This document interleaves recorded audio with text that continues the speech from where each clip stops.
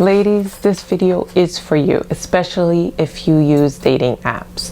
Netflix just released a documentary titled Tinder Swindler, which documents this scam artist wooing women and conning them into giving them their money. He went by the name of Simon Leviv. He's Israeli and his real name is Shimon Hayut. And he would claim that he was the son of a wealthy diamond tycoon. The documentary follows 3 women who were conned by Simon Leviv. Take these women out from the dating apps on extravagant dates and then start relationships with them. And then shortly thereafter, he would eventually scam them out of tens of thousands of dollars and some hundreds of thousands of dollars. So he would meet the women on the dating app, Tinder, whatever it may be, and he presented himself as this billionaire playboy, the son of this diamond tycoon, and he would use his stature, his clout, his jet-set lifestyle to impress women.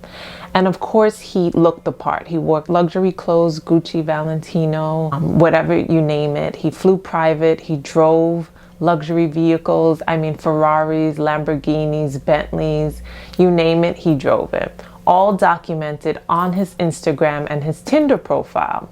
So he presented himself as super wealthy, super rich and connected. And he even had security detail. And so when he met the women, he would say that he needed private security detail because he had enemies and that the diamond industry was very dangerous. And so he had to protect himself. So the women would meet him from the dating app and they would fall in love with this persona and his charm. When I first talked with Simon, immediately we had a bond. He was smart and funny and very impulsive. I shared my whole heart with him, and then he asked me if I wanted to travel with him on a private jet. I was like, shit. He took me to a 5-star hotel. He said we had a special connection. It felt like stepping into a movie. And then in the middle of the night, he said there was something he wants to tell me. He said he has threats against him. And once he had the women where he wanted them, in love with him, swooning over him, then he would make up an elaborate story that he was attacked or that his assets were frozen, and then ask them for money and tell them he needed money and that he would pay them back. He needs our cash. $20,000, $30,000, $140,000. His life depended on me. That's when police tell me. The women would feel obliged because he's been generous up until this point. He needed them and they felt good that he needed them. And so they would orchestrate to beg and borrow and do whatever they had to do in order to give him this money. And the stories for all of the women were pretty much the same, that he and his security got attacked and they needed money and their assets were frozen. So essentially he would woo these women and then con them out of, it is estimated, $10 million at this point. I know, crazy, so upsetting. It was so upsetting watching it because I just really felt for these women. They all met separately on the Tinder app sometime around 2018 or 2019, and he would have the same modus operandi. He would charm the women with lavish gifts, take them to expensive dinners or on private jets, and he would borrow money from other women that he previously conned to fund the present date. So he was pretty much running a Ponzi scheme. And then he was running out of money. He would then pretend that he was being targeted by his enemies and send some text messages and images to the women pretending that his bodyguard was attacked and ask the women for money.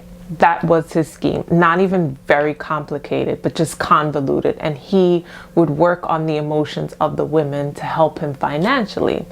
And these women would often take out bank loans, new credit cards, increase the limit of their credit card, their savings account in order to help. He would use the money gained through the deception to lure new victims. So essentially a Ponzi scheme. Later, he would pretend to repay the victims with checks. They would meet him to get the checks, or he would pretend to wire the money forge documents or whatever, pretend that he's sending a wire over, and then the money would never come up or the check would never clear. And once the women would confront him about this, he would vehemently deny and say, I gave you the money and there's nothing more I could do, and cut the women off. So the documentary tells the story of 3 women, Cecilia Felhoy, Pernelia Soham, and Eileen Charlotte. And all the stories mirror one another. Since this documentary came out, he's been banned from all of the major dating apps, and he has since deleted his Instagram profile as of just a few days ago, if you could believe that. So at the time of the release of the documentary on February 2nd, 2022, he was back on Tinder, but the company denied it. So there's some speculation that he was on it, but the company denied it, and they have released a statement. In the lead up to the release of the documentary, we conducted additional internal investigations and confirmed that Simon Leviv is not active on Tinder under any of his known aliases. Also, he had a whole bunch of aliases that he would use: fake passports, the con of all cons, all sorts of things that he would do, fake credit cards. And so he was banned from using all the dating apps under the Match group, including Match.com, Plenty of Fish, and OkCupid. Netflix attempted to reach out to him. He didn't answer, but he did leave a message on the investigative journalist that was in the documentary, denying all the claims and saying that he's going to sue for defamation. And as we know from my previous video about defamation claims can only be brought when they're false statements that are publicized. In this case, there's no claims of false. These are women's stories coming forward. However, I digress. If you want to know more about defamations, lawsuits, please check out that video. Oh, Tinder published a set of guidelines about romance scams, how to protect yourself online. So don't forget to check that out. I'll link that below. It's a fact sheet which did not mention Hayut, but it included tips about how to identify scammers and what to do and what not to do. So this scam artist, this goes back to 2018, 2019. Where he was arrested in Greece, extradited back to Israel, where he was convicted of 4 fraud charges in order to compensate his victims of total $43,000. And then he was released only after serving 5 months of his 15-month sentence. Since his release in May of 2020, he lives as a free man. He's still at large and wanted in several countries in Europe. And he posts on Instagram, which he has amassed more than 100,000 followers. But as of this week, his Instagram account was deleted, probably because of the release of this Netflix film. So I offer some tips about how not to get conned. I mean, not getting conned is pretty much a life skill that we all have to develop, because there are people in our lives that we come across that unfortunately do not have our best interest at heart and want to manipulate us and separate us from our money or anything else that's important to you. So I offer this in a previous video about how not to get conned. I'll make sure I link that. But I feel like it's important to reiterate that it's never an old message. Number 1, take an inventory of yourself. Know who you are. Know that you're a generous person, or maybe not, but if you are a generous person, and that people will use that as a means to an end for them to get what they want. So take stock of that. Whenever someone's approaching you and wanting money from you, realize your generous nature and take a step back and say, what are they really asking for and why they're really asking for this money? So that's sort of an internal process that I recommend. Number 2, ask them additional follow-up questions. They give you a story, ask for additional details. Most con men don't track people asking them additional questions. They expect that they give you this elaborate story that will just be enough for you to go into your wallet and give them what they want. But if you ask for additional details, they really don't have answers for you. So that's a telltale sign that something is up and you're dealing with a con man, because a person who's really going through a difficult time has the details to provide to you. Also, always beware of the flashy.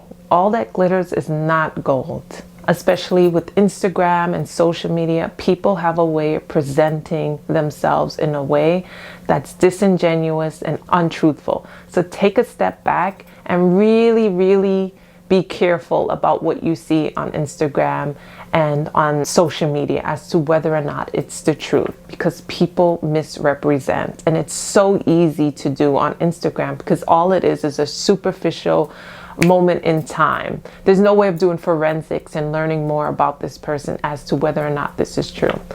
But you can always Google. This guy, Simon, had created websites and pictures to back his tale, but if you dug deeper, you probably would have been able to figure out that these websites were fake. Like, if this is a diamond company, it's probably on the S&P or on the stock market. So you can have looked deeper to see if really he's part of this diamond tycoon family.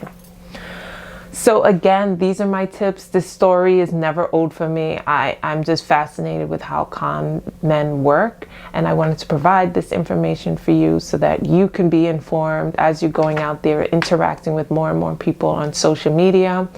Just keep these tips in the back of your mind and think of these women, their stories. Keep that in the back of your mind whenever you're interacting with someone and they start asking you for money. It's usually a red flag.